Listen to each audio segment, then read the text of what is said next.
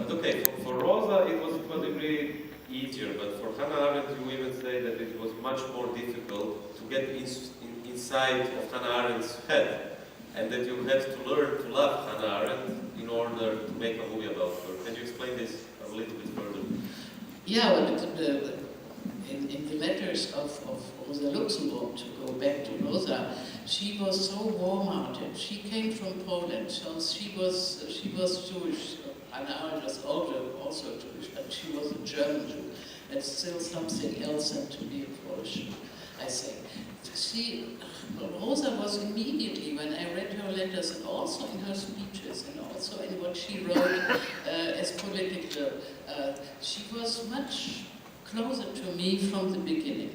Yeah? And perhaps also because she was so small and she was limping, because she had an illness when she was still a child, so she limped her whole life. And so there were so many points I was attracted by. Also by her severeness when she could be, when her colleagues in politics, her SPD, her party colleagues, and she could give them really a speech that they could only hide, because she was so wonderfully, she could express herself so ironically and so sharp and yeah. So Hannah Arendt was yeah, she was already in my time. No, that I was already alive when she was okay. She was born in 1906, so she was much older than I. But she had a certain time also in Germany and then in New York, so which I know already or knew already. So,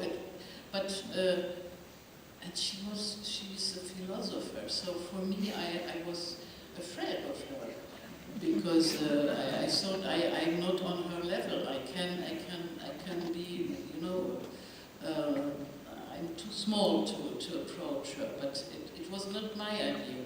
It was an idea of a friend of mine, and he was pushing me all the time. And then I asked my co-author Pam Katz, with whom I already worked before, and I said, and she's Jewish and she's living in New York, so she has 2 points together with Hannah Arendt. And I said, can you imagine that we are ready? And she said, yes, immediately. And she was so enthusiastic immediately. And then with this friend, and I felt like a sandwich. They were pushing me from both sides. And then I had to step in, and the first thing I heard only was a CD with a very important and very well-known interview she did with a journalist called Gauss, Günter Gauss. Das hieß Zur Person. You know, he had a whole series of yes, yeah. And I hated her. She was always interrupting, and I said, oh no, I can't. She's too arrogant. And then I saw the same speech or the same interview on a DVD later, and all of a sudden I liked her. She was so charming, and she was. At first you heard only the audio. Yeah, the audio, and I heard her voice, and it was for me she was arrogant. And then, because I couldn't see that, I saw it then on DVD, that she was smiling to him, and she was, you know, she was a real seductive woman. And Gauss, he was then afterwards, when he went to pension in Rent, Pension, and she... You see how say it in Croatia. No, and then he was asked once at television who was, because he interviewed so many and very, very important people in Germany, and who was your favorite partner for the interview? And he said Hannah Arendt. And also my wife loved her, we both loved her so much. So then I could understand it when I saw the film.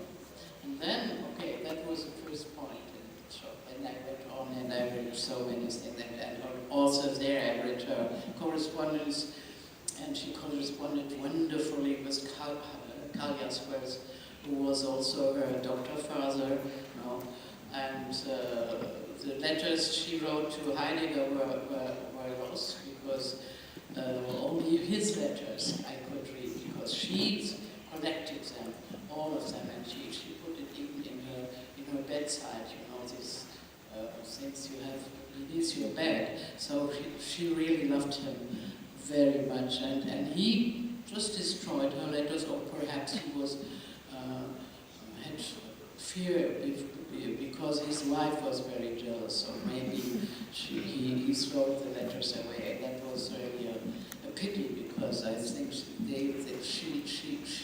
wrote wonderful letters to him. That would be something, not to know that. So, but she wrote to so many different people, and since you are writing, you know it from yourself, to every person you write in a certain way, to